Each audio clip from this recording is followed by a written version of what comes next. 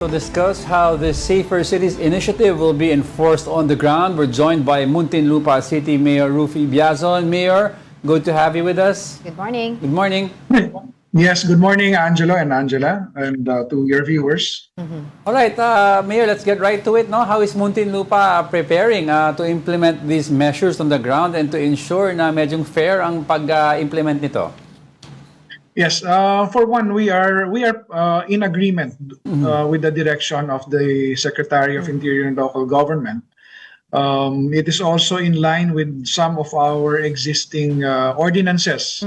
So as far as implementation is concerned, we are prepared for it, and if needed, we will also pass additional new ordinances. But what were the policies or ordinances are in place right now in Muntinlupa? Well, for example, there's an existing curfew ordinance, although yung time prescribed is different from what the Secretary mentioned. Of course, if there is a need to align it with the direction of the Secretary, we are prepared to do it. Kasi ako, I believe na dapat in Metro Manila, coordinated yung policies, kung pwede, uniform policy. So if we have yet to see a formal order from or a directive from the Secretary, we just saw yung mga interviews. So yung implementing guidelines, we will also appreciate it, no, para makita namin how it aligns with our own ordinances and our own direction. But in municipality of Muntinlupa, meron na po talaga doon yung katulad po doon sa binabanggit ni Secretary Rimula, yung ban ng drinking in public at saka yung sa mga karaoke. Like specifically po dun sa drinking in public kasi may mga iba po nagsasabi kasi na parang wala pa daw talagang law yun, and as Secretary of Local Government, di naman siya pwedeng mag-impose noon unless there's ordinance in the city. Yes, wala pang ganun sa amin na yung the way the Secretary stated the policy. Kaya I think that's one thing na kailangan namin mag-pass ng new ordinance para more specific tayo. Right.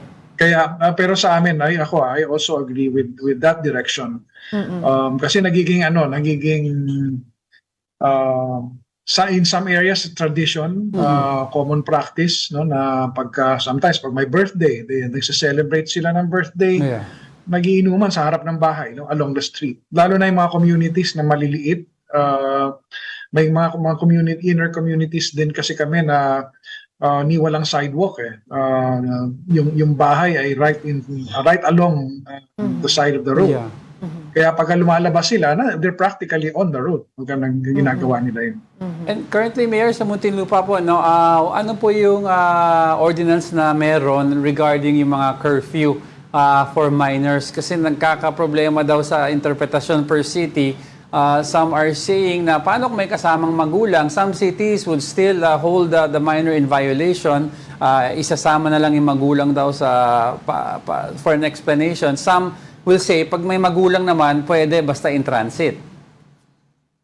Yes, ako I would agree to that, no, yung sinasabi kong may accompanied by a responsible relative. I would limit it to the relatives or the parents.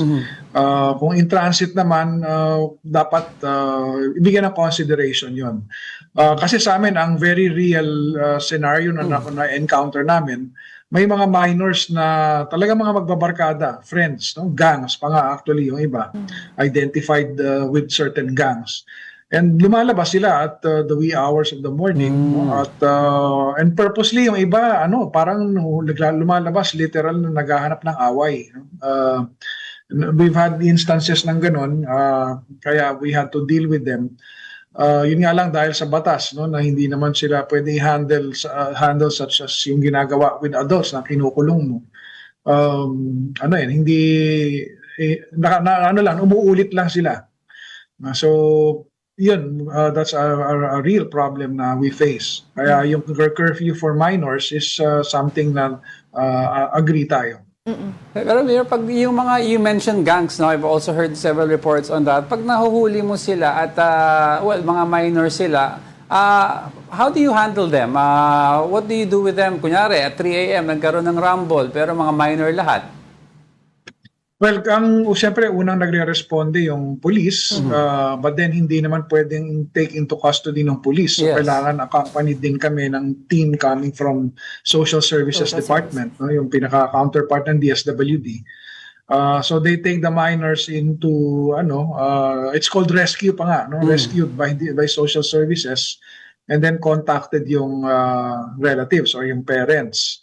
Hindi naman pwede i-hold yung minors ng for beyond a certain number of hours, so release din sila ulit sa magulang nila. Yun yung difficulty rin na hinaharap, no? Lalo na kung na-tiyempo na yung parents themselves ay hindi rin ganun ka-responsible. Well, it's good that you mentioned that because may ibang mga ordinances sa ibang cities na or ibang mga panukala na gusto din nila na mapanagot yung mga magulang ng mga minors na mahuhuli, no? Are you in favor of that as well? Well, in principle, no, talagang yung parents should be held accountable. If ever na lang, we just have to navigate yung legal intricacies kung anong po pwede ilagay doon sa ordinance. As of now, wala pa kaming ganung klaseng ordinance na holding the parents accountable. Well, how's the crime rate po in Muntinlupa City? Crime rate is low, no? Fortunately, since Muntinlupa is a small city, tapos kami, mostly 60% of our communities are residential. Hindi ganun kataas ang crime. Petty crime, mga snatching, mga ganyan meron, no? Pero as far as violent crime is concerned, yung tinatawag na index crimes, we are one of the lowest in the NCR. It has something to do with yung demographics ng city namin. Well, how will we ensure po na magiging patas at consistent po yung enforcement nitong mga ordinances na to? Just to make sure lang po na wala pong malalabag, of course, usapin po ng karapatang pantao. Yes. Naman kami, no? I would say na very strong kasi ang aming governance dito with regard to human rights. Very active ang mga civic organizations, mga NGOs, and yung citizens' participation. So yung involvement ng interaction between the police and civil society organization is very good. Kaya nag-o-observe naman ang kapulisan dito with regard to respect for human rights. At the same time, ako naman, ang direction is for us to be strong on enforcement of the law. So, gaya na, sa akin naman, instruction ko sa police, basta you move within the law. Yun ang aking palaging paalala sa kanila. Ano po, Mayor, ang gagawin po ng Muntinlupa with regards to some cities kasi are planning to implement sa Safer Cities Initiative, yung educational aspect. Or that will or maglalagay doon ng more leagues, sports leagues para mabawasan sa mga kabataan ng bisyo. Sa inyo po may outreach din kayo? Yes, ginagamit din namin yung Sangguniang Kabataan. We encourage the Sangguniang Kabataan to come up with programs which would address yung needs ng youth. Yung educational opportunities sa amin, we're very much supported by city government yan. We practically give allowances to all those who go to school. Right now, we have more than 110,000 na nakaka-receive ng study allowance. So yung incentive to stay in school, mataas naman ang offering namin for the youth and the youth programs. Definitely, hindi lang purely law enforcement. Kasama dun yung shaping the mindset and character, especially ng mga kabataan. Well, as of now po ba, nakapag-usap na po kayo, of course, ng Vice Mayor po ninyo along with the councilors to make sure na moving forward, makagawa po talaga ng law, no? Ordinance po ninyo regarding po yung pagbabawal ng pag-inom sa kalye because yun po yung isa sa mga priority, of course, na sinabi ni Secretary John Vic Rimulya. Yes, we're taking the cue from the secretary. So nung as soon as na lumabas yung announcement niya, yung statement, I directed the review of existing ordinances para makita namin kung ano ang mga kailangan namin i-realign with the direction, and of course yung mga gaps ay ma-fill naman namin. So ano na rin kami po ngayon, we're ongoing on that.